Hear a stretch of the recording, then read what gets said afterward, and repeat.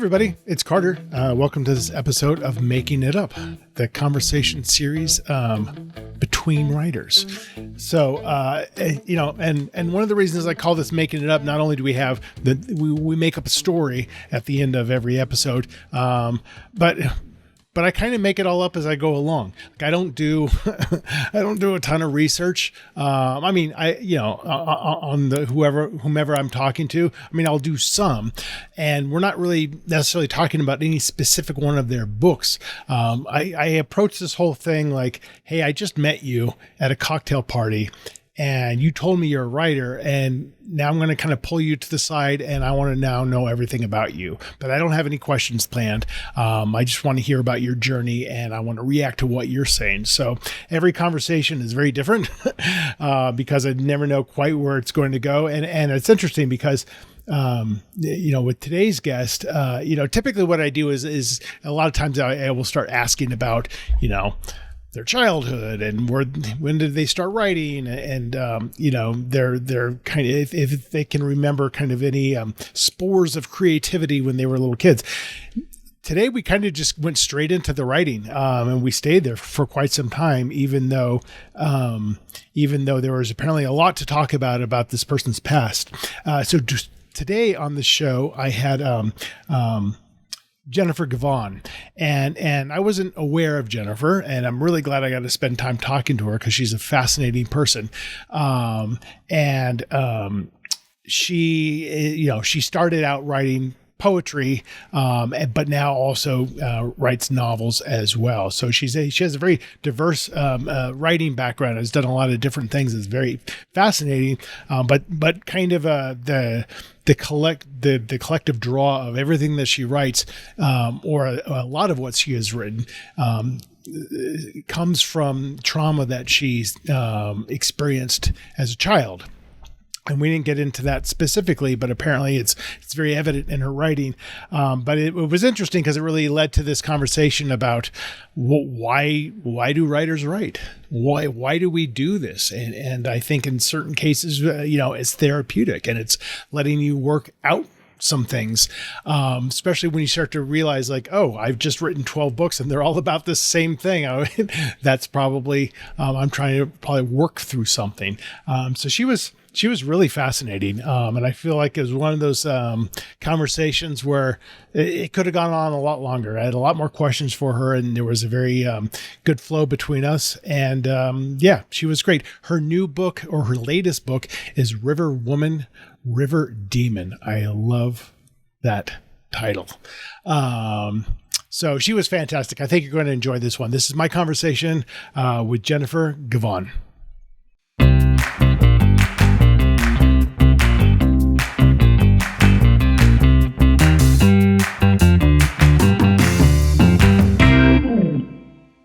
How are you? Good. How about you? I'm good. So first things first, can you pronounce your last name for me? Yes, it's Givhan. Givhan. Because I will be recording a separate intro and outro. I don't want to screw up your name. I'm wondering if I think it's coming from over here. I see a little bit of a glare on me. It kind of makes you look ethereal. Oh, it's not better, but okay. Ethereal's good. If you're good. Okay with that, you're I'm good. Okay with it. So I was, I was realizing one thing we have in common is I was born in Albuquerque. Oh, you were? Oh, that's awesome. I was. Yeah, I've got my grandparents lived their whole lives in New Mexico, in southern New Mexico, in Roswell and Carlsbad. So that's where my dad grew up, in Carlsbad, and then he worked in Albuquerque for a while. So yeah, we have deep New Mexico connections, and try to get down to Santa Fe at least once every couple of years or so. Nice. So yeah, we're going back. Actually, tomorrow we're going to Albuquerque. Oh, okay. I thought you were are you not in Albuquerque? We moved to San Diego for the time being. It's an indefinite amount of time. Oh, okay. But we might go back next year. We might go back in a couple years. I don't know. My family's still in Albuquerque. So we'll see. We're here for now. I'm researching my next book, and my husband's a travel nurse, and my kids are going to a charter art school. Okay. So yeah, so we're just hanging out and going to the beach when we can. Well, San Diego's pretty nice. Yeah. we needed a break after the pandemic. It was like, I love Albuquerque, but I don't know, after being trapped in a place during the sheltering in time, it was like, we just needed a change of scenery. So What I was glad my husband can do travel nursing, and then I can write from anywhere. what is travel nursing? Tell me what that is. So he works by contract, and he can, and like, go to any job and work, at any, like, anywhere in California, because he has a California license. And so I'm probably not explaining it very well, but it's like, it's not a long-term contract, but he can just pick up contracts wherever. So Okay. yeah, they need nurses so badly everywhere. Got it. So he could Got it. pretty much go anywhere in the United States that his compact license works. And I mean, they would hire him. Like, basically, you don't have to go through the hiring process. It's just like Right. through an agency, Right. just come work, a couple of weeks or a couple of months or whatever. So then the decision to go to San Diego was purely like, let's just pick a place. And that's cool. It was pick a place with good weather. Yeah. And good scenery. And then I actually grew up in the Imperial Valley, which is just over the mountains. Sure. It's about 2 hours away, and it's in the desert on the Mesa Valley border. I actually just went there last week for the rodeo. Took my kids to the rodeo. I used to go every year growing up, and my kids have never been, so I wanted them to have that experience from my childhood. So awesome. Yeah, and I'm researching a book at the Salton Sea. Are you familiar with it? No. Most people aren't, which is why I'm writing about it, because it's actually facing ecological disaster that could affect really the whole nation, because the Imperial Valley is where a lot of the nation's produce is grown, and the lake is drying up and becoming toxic because the pesticides are flowing into it, have been flowing into it for decades. Right. And so there's like arsenic and all kinds of other crazy chemicals in it. And so when it dries up, it's going, and the dust storms come, right? All of that toxic airborne material is going into people's lungs. So it's a huge deal, and most people don't really know about it at all, because it's in this poverty-stricken desert. What type of book will this be that you're a murder mystery? Maybe. Okay. That's the plan. So my goal as a writer is to get people to learn about stuff that I find fascinating, but through osmosis, where they don't really necessarily know they're learning about it. Right. Yeah. Yeah. And that's always an interesting challenge too, right? Because sometimes as you're writing, you lose perspective, like, because I want to get this message out. Sometimes it can come across as like, okay, it's hitting me over the head a little bit too hard. Yeah. Or other times it's just like, okay, because you ever read a book and it's obviously very well researched, but there's parts in there that they're kind of showing off the research and it doesn't really propel the story. And you're like, oh, I read one book. I'm like, this has nothing to do with anything else. And you could tell the guy just like learned this fact and just wanted to share it with the world. So I feel like in my first novel, Trinity Sight, I might have leaned a little bit heavy on the research, because I was so interested in and sharing Indigenous culture in New Mexico. And I was, acquainting myself, rediscovering my roots. Right. And so I became so fascinated with it. But at the same time, that is literally what the book is about. The protagonist is, coming to discover that everything her bisabuela, her great grandmother, has told her is true. And so I feel like it fit, but I feel like, now I'm working on my fourth novel, and I'm like, okay, definitely have to keep an eye on pacing, and I don't want to hit the reader over the head with anything. Yeah. And that's what, obviously that's what writing groups and beta readers and editors are for, is to give you that. Because it doesn't matter what the book is, I find that you lose perspective after a while, and you're just like, this is entertaining me and I'm having fun and I love this. But, you need somebody else to read. It's like, okay, we get it. You don't have to keep repeating the same thing over and over again. I know I suffer from that for sure.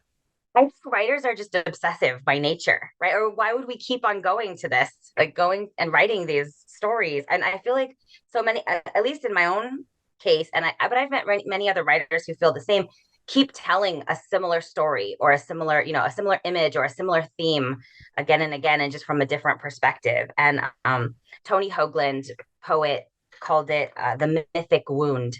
And I love that. And I think of the mythic wound and like all the different angles I can get at this mythic wound. But I think this novel that I'm working on now, Salt Bones, might be the last one for a while that gets at my particular mythic wound, because after this, I feel like I have to get it out. I absolutely have to get this story out. But then afterward, I'm thinking toward the future and I'm like, there are so many other really cool stories that I want to tell that have kind of nothing to do with all the pain and trauma that I've written about in the past. And I feel like maybe I'm finally writing myself free, which is it's awesome. Yeah. I mean, you bring up very basic, but very good questions. Like, why do writers write?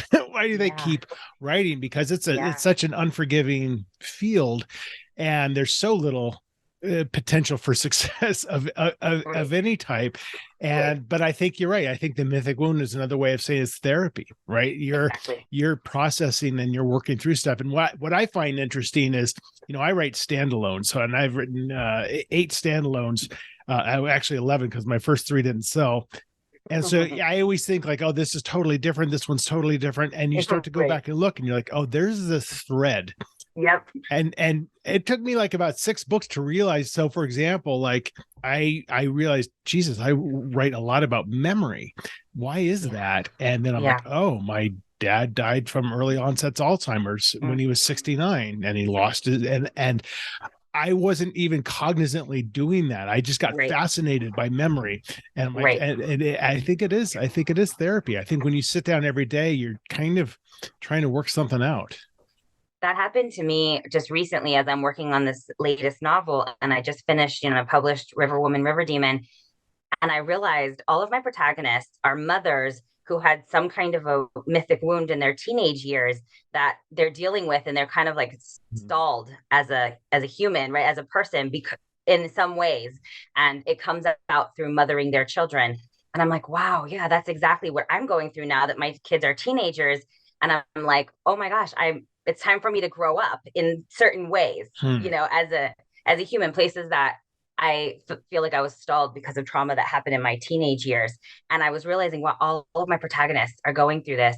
And, they may or may not continue to go through that in all my other books. I don't know if I can help writing about it, but at least I want to come at it from a perspective of, whimsy and joy. And, and I think I can't help but write about the social, personal, and cultural traumas that particularly women, and particularly Latinas and Indigenous women, face.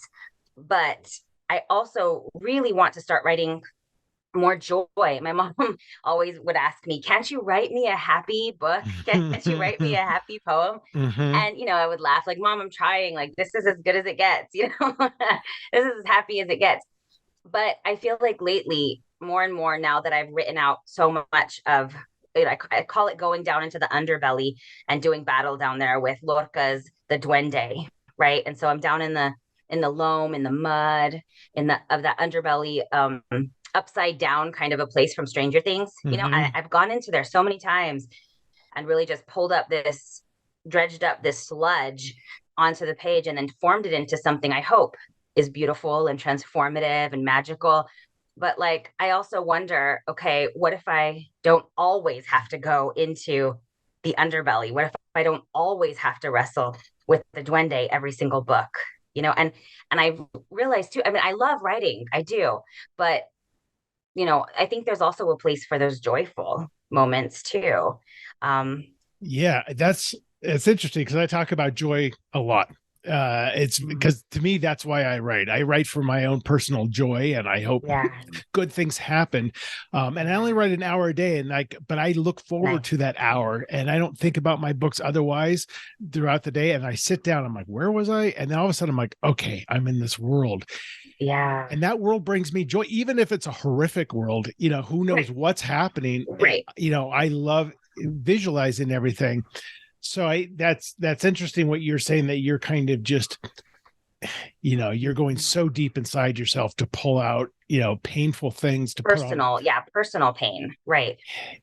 And how do you, and that is therapeutic, but it's not necessarily conducive to like, am I enjoying this? Life. Yeah. Right. And the whole other side of this equation is the market, right? Like the people who are reading your book, And it's Well, like, okay, the people, that's awesome. But when I hear market, I immediately think of marketing, and that that's well, probably the least joyful thing for me to do as a for writer. sure, for sure. And hopefully you have other people to kind of help with that. Yeah, But exactly. I guess the point I'm getting at is like, sometimes you can write something that's authentic and heartfelt and dark. And sometimes, the readers are just like, this is wonderful, but it's too depressing. Like it just really brought me down. And that's a hard thing to balance, Yeah, particularly if you're basing it off of personal trauma to right. how do I, because this is how it is, and sometimes people are just like, I don't want to be in that mindset. In my own books, the way that I've balanced this and in myself, in order just to get through it and try, hopefully find some kind of transformation and healing. And I think overall, I really have. But the way that I balance it for myself and for readers is that I lean heavily toward magical realism and Mm-hmm. surrealism. Mm-hmm. And so those are the tools that bring some levity and some light into this dark material. Well, and that's an interesting point too, because you have all these tools as a writer to either allow somebody to really have a visceral experience of like, oh, what if that were me? But then when you get into surrealism, you're almost kind of giving them a little bit of a lifeline to be like, look, this is like, this isn't too realistic. You don't have to get too close to this. Right. That allows me to kind of make it pretty dark, but it gives you a little bit of breathing space as a reader. Yeah. Yeah, for sure. That's interesting. Was that kind of going towards surrealism and magical realism? Was that a purposeful decision to use as a device, or is it just like that's what you yourself gravitate towards? This is both, but I think that I myself gravitate towards surrealism. I started out writing poetry, and I would write a lot of poems that were ekphrastic, so based on art. And Frida Kahlo, Leonora Carrington, and Remedios Varo are three of my all-time favorite painters. They're women surrealists, and were painting around the same time. Although, of course, Frida didn't call herself a surrealist. She says, I didn't, and this prefaces my book, Jubilee. She says she didn't call herself a surrealist. She just painted her own reality. But I think that's probably a good explanation for how I write as well. I come from Latinx and indigenous culture. I grew up on the Mexicali border in Southern California, like I said, and I was really steeped in the myth and mythos of the place and the culture. So ghost stories, for instance, my mom was also very religious. And so like, God and angels and demons were like very present in our lives. And, demons are real and like you can see them. So there are literally monsters everywhere. Right. In my childhood, whether it's through like La Llorona, El Cucuy, so like the Latin American monsters, and I'm always trying to revise them and re-see them and talk about, mental illness and societal ills through these metaphors. But I think that that's why surrealism and magical realism are such great tools, but then they're also just a part of my psyche and my lived experience. Right. That's an interesting way to grow up, right? To have that kind of influence, for better or for worse. It's just, it's I'm sure that's a very powerful thing to have, been brought up with and been taught and kind of experienced. And I'm sure culturally that was kind of just the norm, no? Exactly. It's great for my stories now. It was difficult growing up because it was terrifying, right? Yeah. But now as a writer, it's wonderful. And then as a mom, like I'm able to balance that and like teach my children, yes, let's enjoy magic, but not terrorize them with it. I don't think my mom meant to terrorize me at all. She had a really traumatic childhood, and I think she was just trying to really prepare me and like make me into a warrior who was, invincible, although I was not, right? And that's the nature of misogyny and intergenerational trauma and violence that we inherit, and then also it oftentimes perpetuates itself. And so unfortunately, many of the traumas my mom faced were visited upon me as well. But she was really trying. I mean, she wasn't trying to terrorize me with all the monsters. She was trying to teach me how I could fight them. And so that's Right. what I do in my writing now is I fight monsters literally in Trinity Sight and River Woman, River Demon. Fighting monsters is part and parcel of the protagonist's heroine's journey. And so I'm grateful for those experiences. But as a mom now, like when my when my mom, and I mean, this is just my own opinion, so no offense to any listeners out there, but like when my mom tried to tell my children about the devil, like, and Satan being like this real presence, and I told my kids about metaphor and like, how we could read the Bible as history, and that I don't personally believe that the devil is the way that the Judeo-Christian, Bible Right. describes him, because I didn't want them to live in terror the way that Right. I did, Right.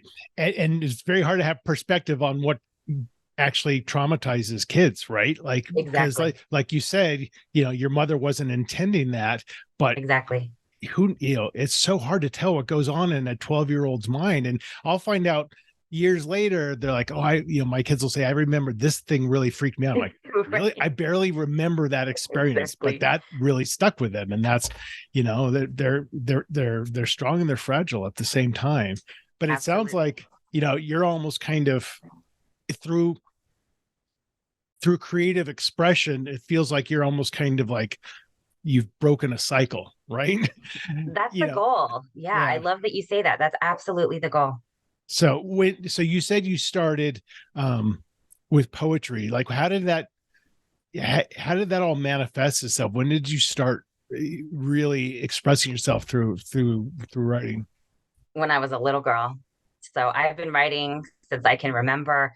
I have journals filled with poems, and I wrote a few stories, but they were never anything dazzling. My poems, I think, were from the beginning showed promise, although they were very naive, of course. But I mean, I love to write. And I didn't have any mentors or anything like that. Like I said, where I grew up, we were an isolated rural community. I didn't have much connection to the mainstream world. Never been on a plane.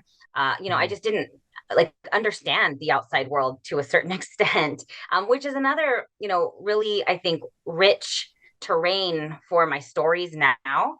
But, looking back, it was like, wow, how did I survive that? you know, Right. um, the difficulties of that kind of a childhood, and like knowing that I was artistic, but not having anyone else in my life who could mentor and nurture that.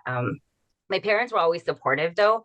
And my dad told me that one day I would write the great American novel. And like I didn't know what that even meant, Right. And I see now like we're all writing the great American novel. Like it's a collective effort and I love that. And so in many ways I am, right? My Yeah. voice contributes to that. And I think that's beautiful. But so they read to me and they encouraged me to write, but I never knew like about poetry readings and coffee shops and all of that. And I was reading in school like Emily Dickinson, Sylvia Plath, Robert Frost, the major canon. But it wasn't until I went to college and my brother had moved. He's 5 years older than me. He'd moved out to Los Angeles a few years before, so he had some connections in the art world and things like that because he's very literary as well. And he told me that Sandra Cisneros was reading at the Santa Ana Library.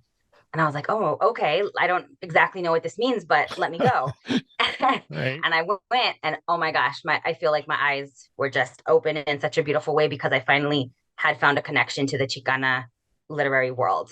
And from there, I was introduced to Ana Castillo and Laura Esquivel, and just, I mean, so many. I could go on, but it was mainly Sandra Cisneros and Ana Castillo, and that's how I got really hooked into writing poems and reading poems.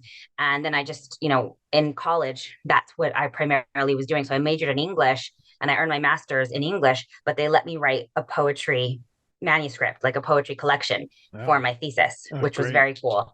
So I finally found mentors. And when I graduated, my professor said, there's this thing called the Penn Rosenthal Emerging Voices Fellowship that's over in Los Angeles. I was living in Orange County. She said, you should apply. And I did, and I got it. And it was all, I mean, that I really think it was, that professor there was Arena Prida. She's a wonderful poet in her own right. I love her. Check out her work, and she does beautiful things. But it was her encouragement throughout my time at Cal State Fullerton, and then recommending that I get hooked up with the Penn Rosenthal Emerging Voices Fellowship. And from there, that's when I really began crafting and publishing in earnest. So along that journey through school and afterwards, you sound like you were very committed and very focused on, this is what I want to do. Mm-hmm. Where did the practicality of that life start to seep in of like, okay, this is what I'm going to do. How am I going to eat food? Like, yeah, was there just that consideration, or you didn't even care? I think my head has always been in the clouds to a certain extent, when you grow up with such a magical childhood and, for better, for worse, but I don't think I understood the practicalities of it. And I think also because my parents, like I said, they didn't really know how to help me, but they've always encouraged the hell out of me. They just, to them, I can do no wrong in many ways. And so I think I really believed I was just going to skyrocket, and like it wasn't going to be a problem. But at the same time, they supported us in many ways. I moved out. My husband and I got married when we were 20 or 21, and had our son when we were 23, and we moved out for a little bit, and I was, I had a corporate job. I don't even fully understand what I was doing. It was something to do with payroll, like construction. I don't know. It was bringing in money, so we could afford an apartment in Orange County, and I had insurance and everything, but like, I hated it. I hated being in that cubicle.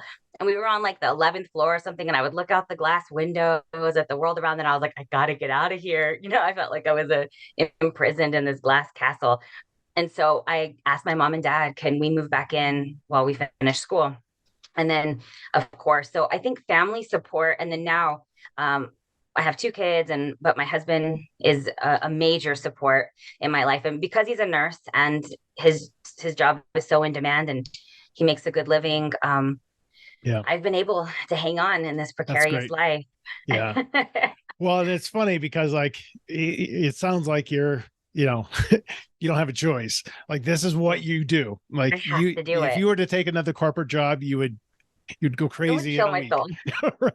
Right. So for better or for worse, this is it. But it's, I'm a writer. I'm, and I'm always fascinated by the practicality side of it, because I myself started writing in my early 30s with zero background or experience or knowledge of anything. Oh, wow. It happened on one day. Like, one day, just something happened, and I just started writing. It was weird, but because of that, I had to be like, so what's a book? Right. And so I started researching, and the publishing industry, and I'm still fascinated by it because it's so opaque, and there's rules and there aren't rules, and who knows what's going to happen, and and there's so much rejection. Right. And you get asked that all the time, like, how do you keep going with all the rejections? Like, well, this is because it's therapy for me, or brings me joy, or I just love to storytell. And, exactly. If you focus on that, I truly believe, the good stuff will come, but you have to do it. You have to do it every day. It has to be a job. It can't just be a passion, Right. Exactly. I mean, I've probably at this point amassed 1,000 rejections easily, and especially because I've been doing it for so long. I published my first poem when I was 23, is when my son was born, and I'm 38 now. I count my publishing life by my kid's age. Essentially, it's 15 years. Like, he's 15 years old. Yeah. And so, and in that time, I've realized, okay, I have about a 20% acceptance rate in like submittable and that kind of thing for submitting poems, submitting short stories and essays. 20% is pretty decent. Pretty decent, right? Yeah. And so I did the math one time, and it was like, in order to have gotten the number of publications, it was well over 1,000 submissions. Sure. And at this point, and that's not even including all of my novels, and those were rejected everywhere a few times. Like, I've gone through a couple of agents and major revisions. My first novel that I wrote was my second one published. And what happened there, I wrote it during NaNoWriMo, revised it, that's Jubilee, and got an agent right away, revised it again, sent it out, all rejections, right? But I kept on working on it over many, many years. I wrote the second novel, revised that, sent it out, got an agent, told her, I have this other novel as well. And she was like, okay, like we'll see what we can do with it. She sent it to Blackstone, who ended up not only publishing those 2 novels, but gave me an option on the 3rd novel, which I hadn't written yet. So I was like, okay, incentive to go write it. So from the time that I first wrote it until that first novel, Jubilee, from the time I wrote it until the time it was published was a decade. Yeah. And that is not an unfamiliar story. So yeah, from the time that day that I started writing, and I wrote my first book in 3 months, which was, I've never been able to do that again, but it was a shit book. So of course it was, I didn't know what I was doing. But since that day to the day my first book, which was my 4th one, hit the bookshelves, it was 9 years. Yep. So, okay. Yep. And and finding my agent, and who I actually still have today, I got her with the first book, but that was 75 rejections, and that was back when you were physically mailing agents. So it was a whole process. But yeah, it's just it is a lot of reject. But I also think like one of the best things to do is to just, or necessary things to do, is to shed your ego as much as possible, which is hard to do. It was easy for me because I didn't know what I was doing. So I had this perspective of like, well, of course you're going to reject me. I don't know what I'm doing. So it wasn't like I thought I was great and the rejection just stung. But it's because it is a lot, but also rejection is such a learning experience. If you're reading why they're rejecting you, you can soak that in. Certainly. And there have been times that, for my self-worth and just to keep going, and I've had friends help me do this, where I will send them a rejection and they will just highlight the positive things. And that's just so I can keep going, and they're like, but look what they said about you. And it's like, so like this stayed with me. One editor from a major New York publisher on that first novel had said something like, she's a bright star on the literary horizon or something. And I'm like, okay, so I just decided to hang on to that, like the whole ride. So like 10 years ago, but I'm a bright star, Totally. Whatever that means. And maybe she writes that to everyone. I don't know, but I needed it. Right. But then there's other times that I save those rejections and I pull out the feedback that shows what wasn't working for them. And then when I'm in a place that I can really handle that and go in deep into the revisions, I revised the heck out of Jubilee.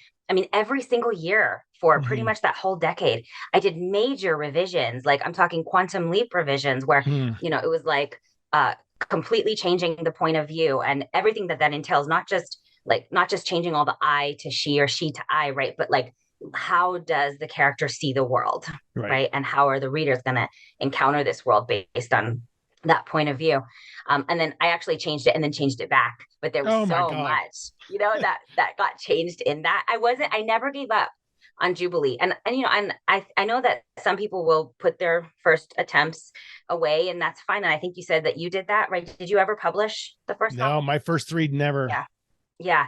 And I've heard that, but I think that some people also need to hear that first attempt, whatever first brought you to the page, if it was something deeply meaningful to you that you needed to share with the world. In a lot of ways, it was it's not a memoir, it's fiction, but there's a lot of me in that book, a lot of my own personal story. And I needed to get it out into the world. Like I really wanted it to resonate with other people who might be going through similar things, because I learned so much, not only through living it, but then through writing it.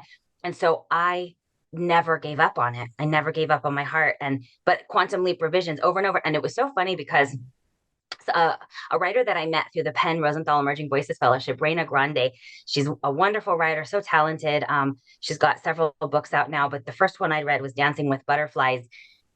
So, that really resonated with me. So I sent her Jubilee, and it came back with her physical red pen just all over it, and because it was, like you said, it was my first attempt. It was a pretty shit draft. Like I'd written it in a month, right. It was my heart, but it was like a mess. And so red everywhere. And I just sobbed. I was so upset. And I wrote to her and I was like, Reina, how could you do this to me? And she was like, I just want to teach you because this is what I needed to go through. But, and so I had to put that away for a little while. I was like, I can't handle this. Yeah. And, eventually I started to to absorb what she had said, but she had made one suggestion about the ending that I was like, no way, absolutely no way, Raina, like that is not right. And then after that, pretty much that decade of living it, when I was turning in final revisions for my editor for Blackstone to publish it, I realized, oh my God, Raina was right. So you You know, changed it.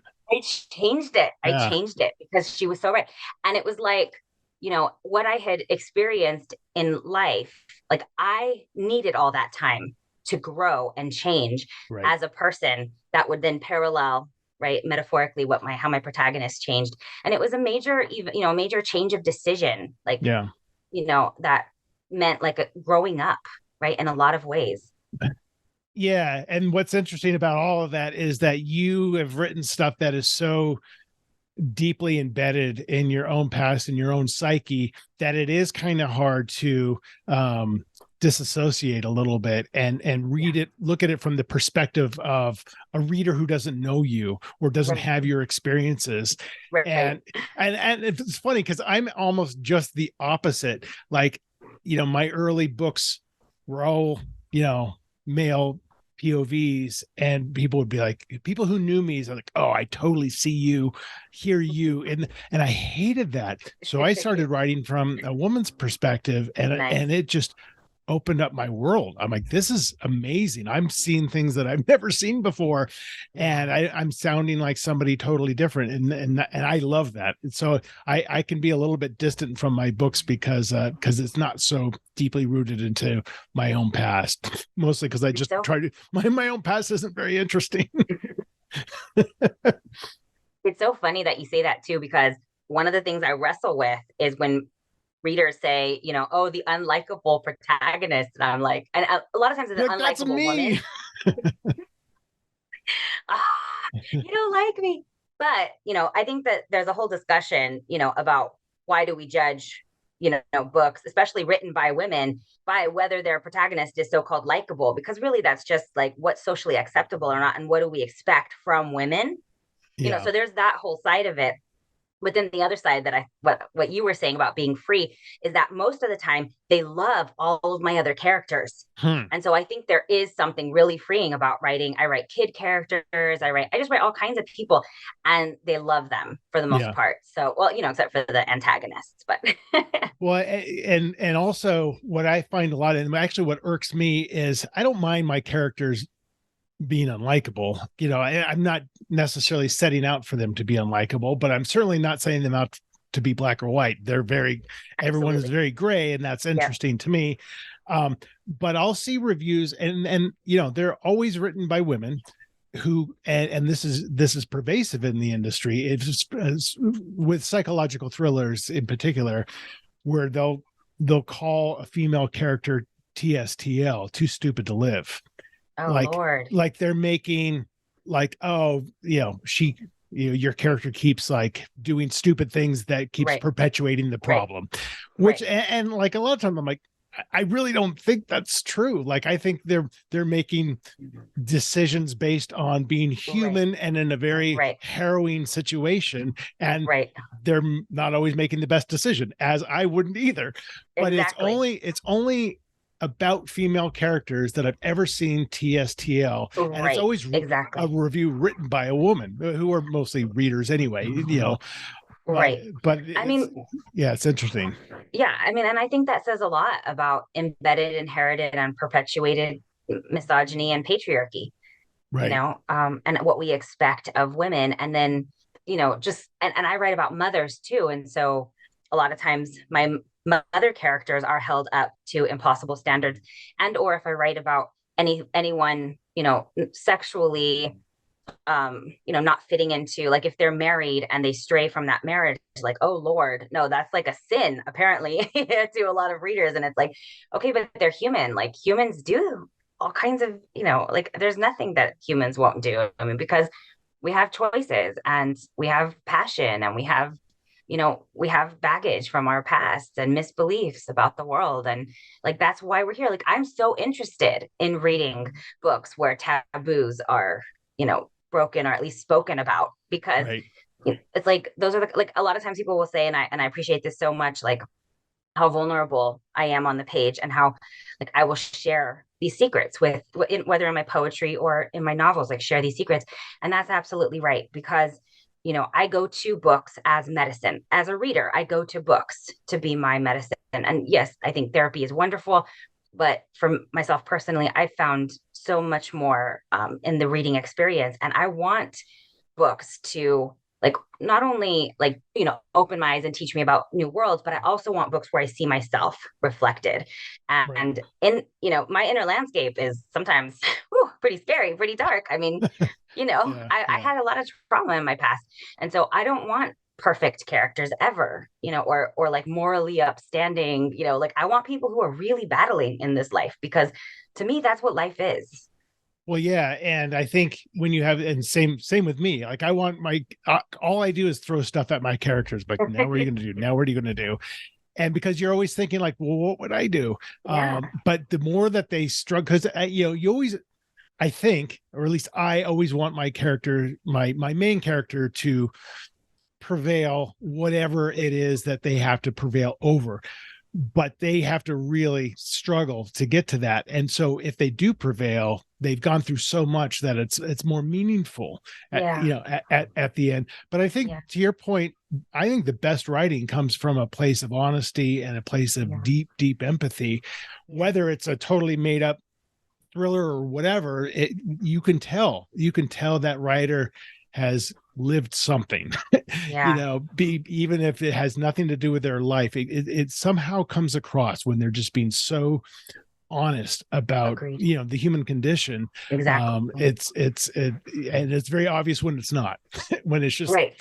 for me, you could tell that somebody Formulaic. had a paint by Yeah. numbers Right. for a book, and that's the way that they're going through it. So but it sounds like you couldn't do it any other way anyway. You are Yeah. you are who you are, and this is how you write. But you've made or not necessarily an evolution, but a transition from, I'm sure you're still writing poetry, but you at some Mhm. point said, I'm going to write a novel. Like, what was the Mhm. impetus for that?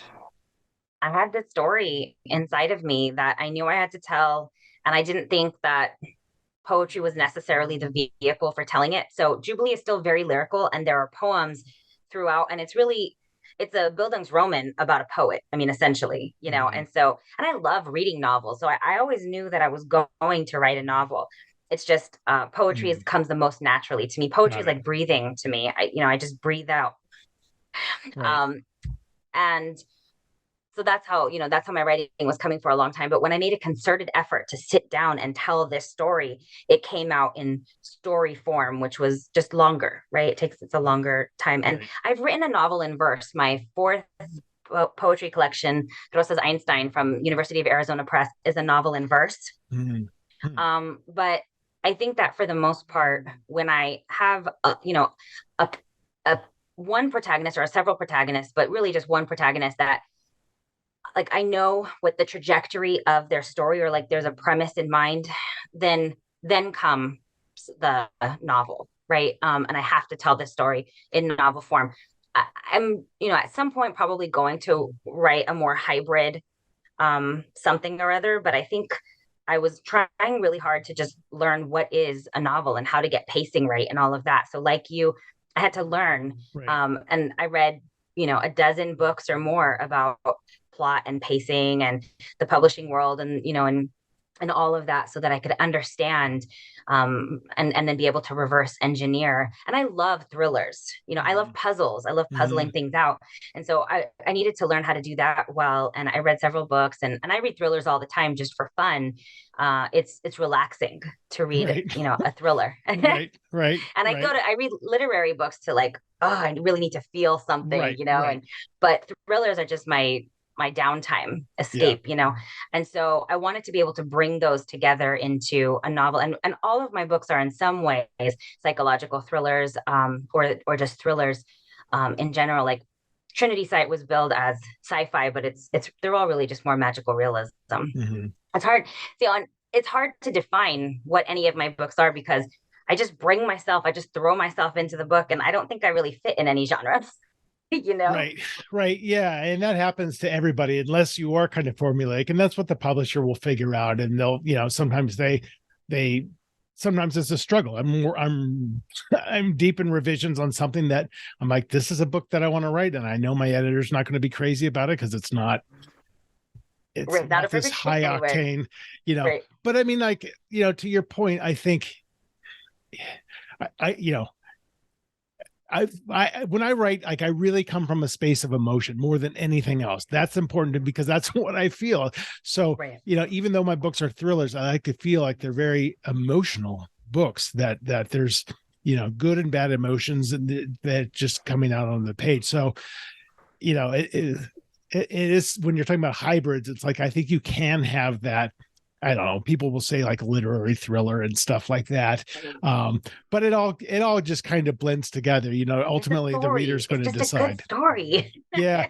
But the reality of it is, the editor will say, or the publisher will say, okay, now we're looking at covers. Now we're looking at fonts. Now we're right. And it does have to fit a kind of a package.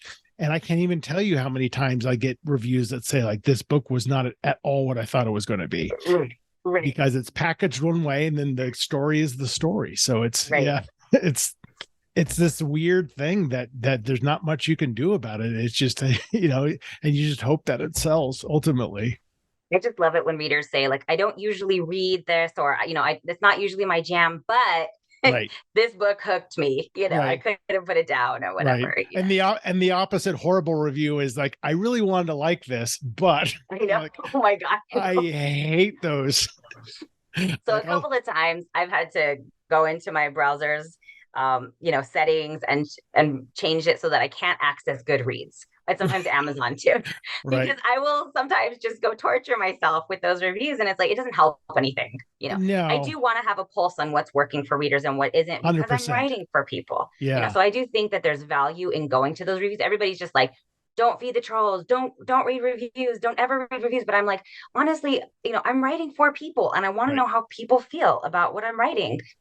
But there are times when I know that I'm in a state where I need to just step back from that. And it's not about what anybody else thinks. It's what I need to get out onto the page. And usually in the drafting time, I need to quiet that because, I have a sense of how people feel. And I can, just like with the feedback from editors, I do the same thing with what the messages that I'm getting from people, where it's like, there's times that I need to just focus on what's positive and what's working. And then there's times that I'm ready to revise and I can really listen to what, sometimes there's a valid criticism, even in the worst review. And you're like, oh God, but sometimes they say something that's like, oh yeah. Yeah. My protagonist kind of, did act that way. And like, let me go back and make sure that yeah, any kind of feedback is important. But like you said, how much you decide to hit yourself to it is a delicate balance for sure. Agreed. Well, Jen, we're going to wrap up. Before we do, we're going to do a little storytelling. This is the part where I've just picked kind of 3 random books off my bookshelf. You're going to choose one of them, and we're going to pick a random page and a random sentence. I'm going to read that sentence, and that's going to be the first sentence in a very, very, very short story, maybe 2 minutes long, that will just alternate sentences back and forth and see how surrealistic it gets. My daughter did this in one of her classes, and I told her it's called an exquisite corpse. So I'm here for it. We're going to make an exquisite corpse together. Well, we'll see how exquisite it's going to be. It could be a shit show. So the books I have, actually, so I have The Fireballer from Mark Stevens. This is a buddy of mine. And this comes out in January, and it's fantastic. I just finished reading it.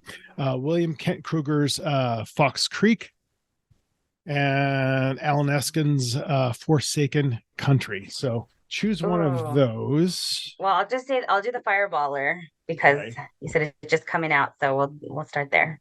Yeah, that's a whole good story with him because he's like, I wrote this book and I think it's really good.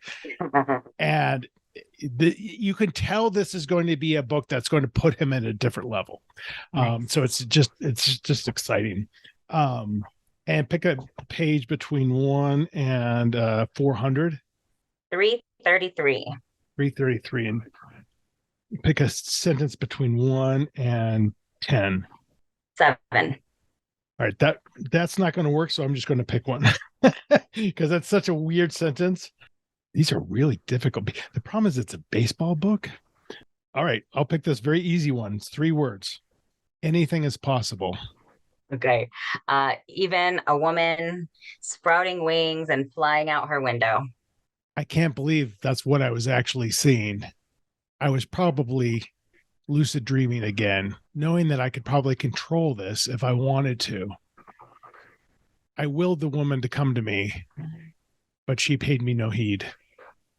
So maybe this time I was awake. Maybe the magic was real. I climbed up the gate nearby and spread my own wings, and off into the sky I went. For exactly 4 seconds, which is when I started plummeting down back to earth. I was about 20 feet up in the air, and I realized that if this were a dream, I wouldn't die when I hit the ground. Oh, Lord. What? So many things. I mean, I'm going to go with what's out my window. So, except, I landed in water. So there's no way to know. So I did one final test because I was scared and I needed to wake up. I held my breath and I went as deep as I could into the water. I reached bottom and I was able to sit cross-legged. And there I just sat and held my breath. And I knew one way or another, this fantasy was coming to an end. When I felt like I couldn't hold my breath any longer, like I was going to have to grapple up to the surface or die trying, a light appeared at the bottom of the lake. And instead of going up to the surface, I dove down further into the light. And when I got to the end, they said, anything is possible. Oh, nice callback. We're gonna cut it off there. That was great. I think you got the new opening for your next book. I told you, man, magical realism. I just can't help it. Well, I love that line. That was perfect. It is cool because it does give you a lot of creative ability. There aren't so many rules, and you can and I would think also, but it's got to be interesting because you can't use surrealism as an excuse to get out of a plot, right? Right. It can't just be like, and then magic happened, right, and then everything was, whatever. So it has to be, I don't know. That's an interesting thing to deal with. It just can't be this thing, rescue device. Neil Gaiman said something about writers write to get back to something that they saw in childhood. And I feel like in my own life, in my own writing life, that's so true. Oh, that's interesting. Yeah. Jesus, what the hell happened to me then? This was so fun, Carter. Thank you. Yeah, it was great. It was great talking to you, and congrats with all the success. And I'm looking forward to seeing more and more stuff from you. Thank you. All right. Enjoy the rest of your week. You too. Take care. Bye. Bye. So that's it. That's my conversation with Jennifer Givhan. That was a good one. She was really interesting to talk to. I feel like I learned a lot from her. And I like that our little storytelling went to the mystical, the magical, and the surreal very quickly, because that usually it goes straight to like some kind of horrible murder, and it didn't. It was much more fanciful.